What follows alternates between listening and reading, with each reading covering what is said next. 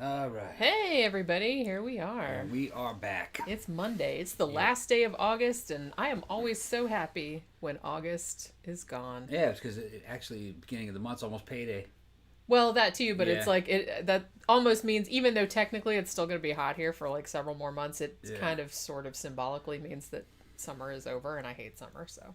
Yeah. You know, so I'm very happy to see like fall arriving. Yeah, I'm already pretending it's fall. I had my September calendar drawn up like a week ago because I was so ready to get rid of this fucking shit. Well, we got 10 of them in there now. Yeah. So here, let me put this there. Okay. Get that going. Alrighty. All right. So today we are going to talk about a little movie called One Bedroom. Yeah, it's a fucking weird movie. BR. Okay. Yeah. Let me give a little background on this. This actually came out in 2019. Now, interestingly, when we were going through a thing where we were renting movies off the Xbox, and like we would go through there and like see the new movies, this was one of the ones that was like on my list to do, and this was like a few months ago. I think the reason, like, it looked really good, but like the reason that I didn't watch it was because in the trailer, you know that something really bad is going to happen to a cat, and so I was just like, I was like never in the mood to like watch it because I didn't see that part. I must. I think that was like near the beginning when you were still. Okay. Yeah, that was only like 20 minutes into the movie. Yeah, it's a weird movie. This, if you're into, if you know anything about Scientology, you'll like the movie. Yeah, it's like I don't want to. Well, no. I kind of want to. I was gonna say I don't want to spoil too much It's about it, a cult. but it's hard to. Yeah, I mean that's kind of spoiling it. But yeah. Well, now you know pretty soon that something like that's going on. That's the attraction of the movie. Woman falls into this fucking bizarre ass cult, and it's like it's like a horror movie. It is a horror movie, I guess. Yeah, it's more psychological horror, but there is some kind of. She's fucking with me again this early in the goddamn thing. Hey, stop it! Stop it! Poop. She's trying to get me to go in there. Well, and play because with she was sleeping in there on the bed with you, and then she was mad because you got up and left. You're not allowed to leave. You got to stay there. What's that? Next to her. She's got this thing where she'll go up to any kind of bookcase and go and hit it and then look at me. She'll look at me. She's like, I'm being bad. Yeah, she's like, whoever stop me. Because she wants to wrestle. She's incorrigible. Yeah, she wants to wrestle. All right, let's get back to the dude. Yeah. Stop it, Poop. Look at her. Look. What is she doing? Oh my goodness. She's trying to dig through the books. She likes the sound that it makes, I guess. But yeah, so finally, so I had seen the trailer before and I'm like, oh, I can't stand when like bad stuff happens to kitties. I don't give a shit. They can like fuck up all the people they want. But it's like when they start doing bad stuff to kitties, I'm just kind of like, I don't know. I'm going to have to be like in a particular mood to watch this. So I didn't watch it. I didn't watch it for a really long time. And then I saw that it had just come up on Netflix. Like they just added it the other day. So I said, well, I guess that's some kind of sign. So I guess I'll finally get around to watching it. And then I'll just have to like steel myself like through that part because it's really upsetting. Like I said, I could watch pretty much anything in a horror movie except bad stuff happening to animals and anything to do with poop or vomit. Other than that, I can watch pretty much anything. But yeah, so be warned if you don't like seeing bad stuff happen to kitties. Bad stuff's going to happen to a kitty. Got her. Scared her. Yeah, I scared you. She was scared of the garbage. She was scared of the garbage truck this morning. Yeah, she tried to fucking just throw herself through the damn glass door. Well, she wanted to go outside on the porch this morning, and then the garbage truck came by early. She's scared of that garbage truck. And she does not like the garbage. So she was like, oh my God, it's going to eat me. Okay, you come here. You come here. No, you come here. Come here. Look at this. Come here. Come here. She's being terrible. She's going, brrr. Yeah. You're going to have to chill out. Yeah. You're Calm down, chill Pook. out. It's all right. Good. I was talking about, like, before the movie came on, I told Pookie, I said, I think something bad's going to happen to a kitty. You might not want to watch it. So she went in the other room. But yeah, so...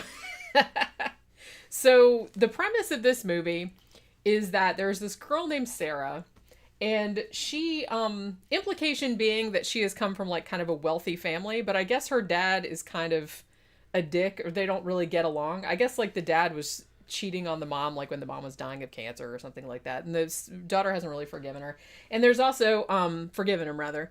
So I think there's kind of a thing where the dad is kind of like spoiled her, but she wants to prove that she can live independently, and he doesn't think that she can. So she basically drops everything and moves out to LA to pursue her dream of being like a costume designer or whatever. So she goes to LA, she gets like a temp job, and she is gonna do like some schooling there or whatever for the for the clothing design or whatever. And so she's looking for an apartment, and it so happens that she comes by this building that's having an open house with an apartment that is apparently like pretty reasonable rent for the area. So she goes into the open house, into the apartment, and it's like a really nice apartment, but there's like a whole bunch of other people walking around in there. She's like, oh man, I'm never going to get it, like with all these people. But then the guy who's the apartment manager is like, oh, it's not first come, first serve. You should fill out a thing and, maybe you'll get it. So as it goes on, she does end up getting the apartment, and she's very, very happy about it. So she moves into the apartment.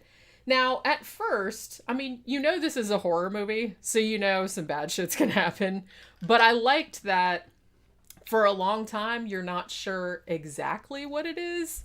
Because it's like, it's a little bit like Stepford, but not that overt. Like, you know what I mean? Like, everybody seems really friendly, really welcoming, but not in a really weird way, not at first.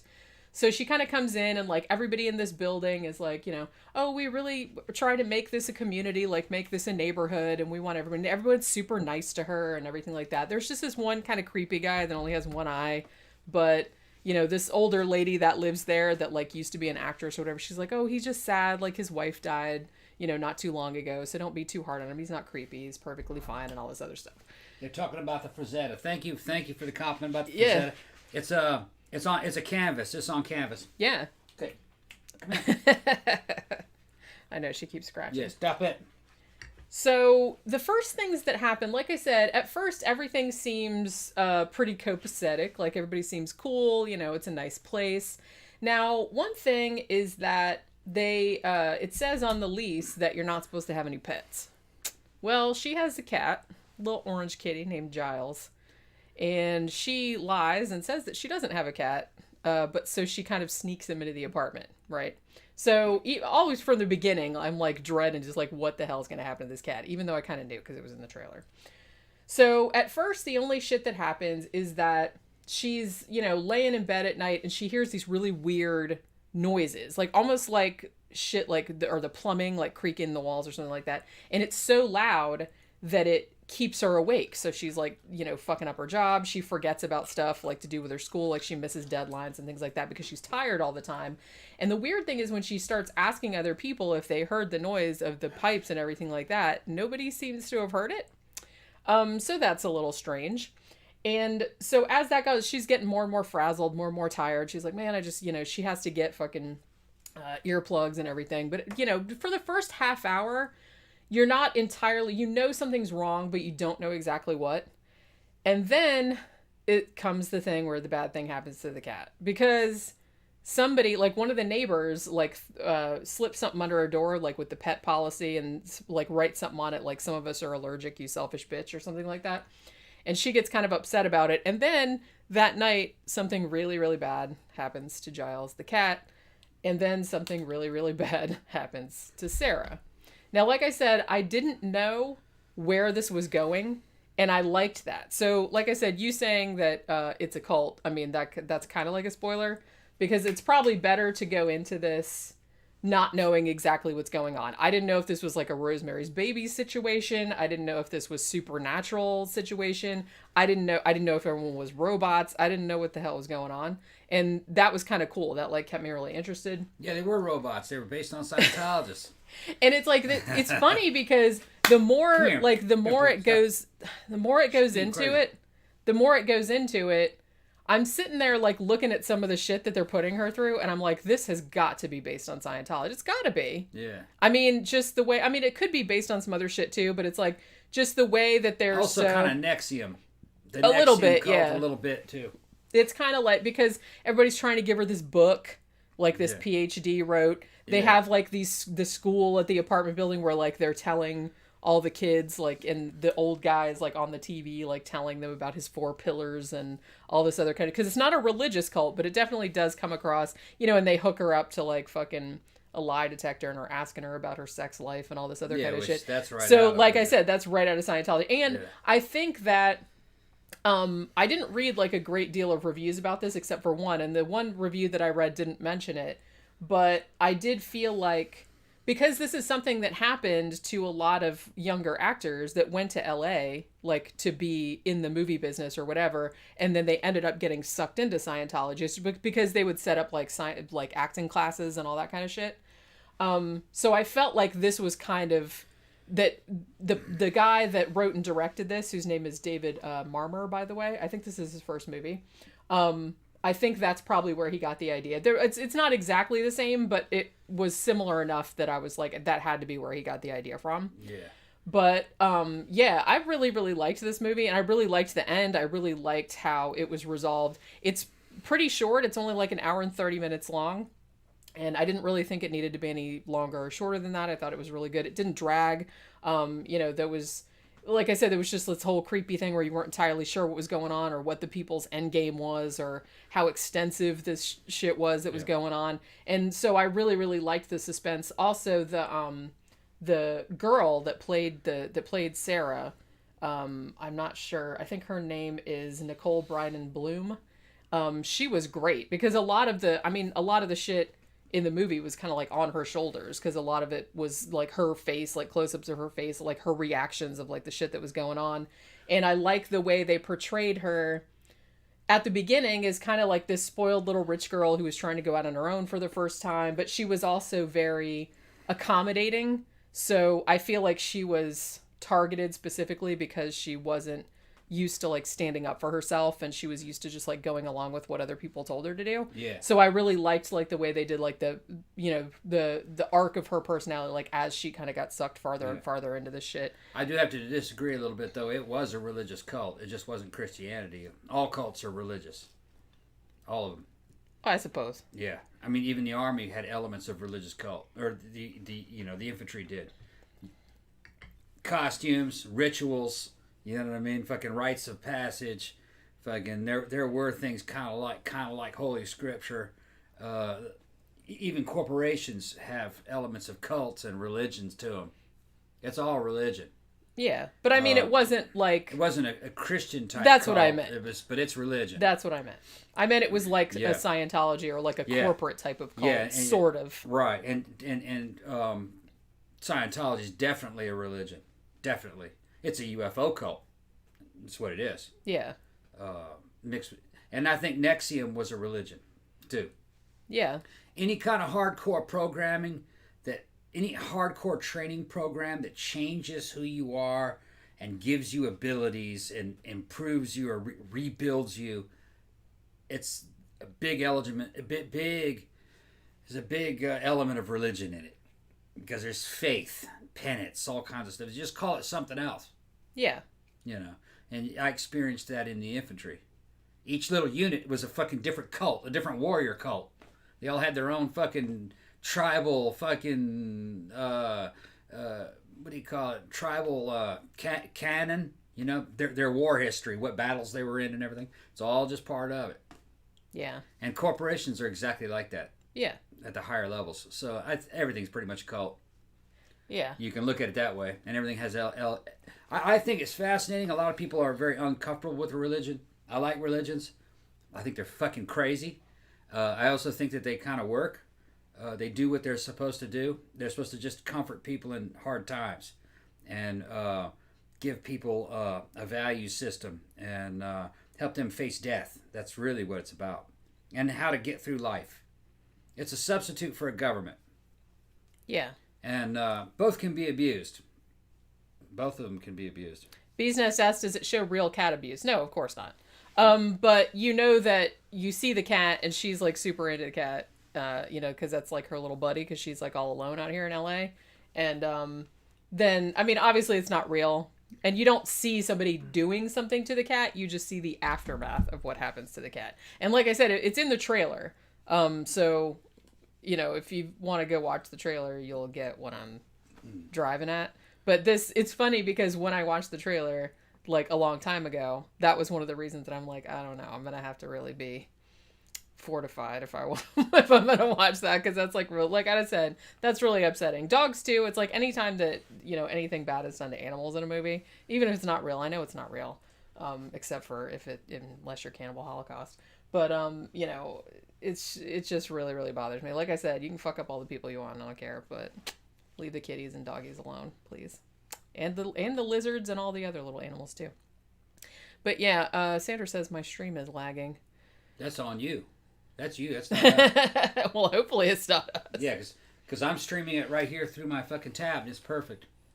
Yeah, we don't seem to have a problem with the lagging anymore since we got the new laptop with that I'm using just for that.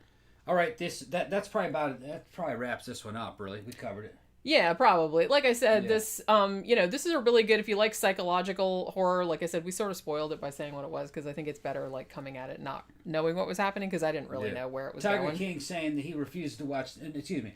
Bee's Nest saying he's refusing to watch Tiger King. No, man, watch Tiger King. Well, because that dude is such a shitbird. And he's a shitbird. He does like abuse his cats. Yeah, it's not so much in the movie though, but you find out later. Yeah. Yeah, he had too many goddamn tigers. And they did have like video of him like kind of kicking them and like, beating on them sometimes. But it's not really, they don't show that much in the documentary. Yeah. Although they do bring it up, like people do like talk about it. Well, he kicked that one cat because that cat was fucking biting him on the foot and getting ready to eat him. Remember that? Which, And then he shot... everyone was like, go tiger! Yeah, he shot the ground in front of the tiger. Pow! To try to get the tiger off of him. Which he did. He got it. I mean, it came out later that he had too many tigers that he could feed. He was doing bad shit.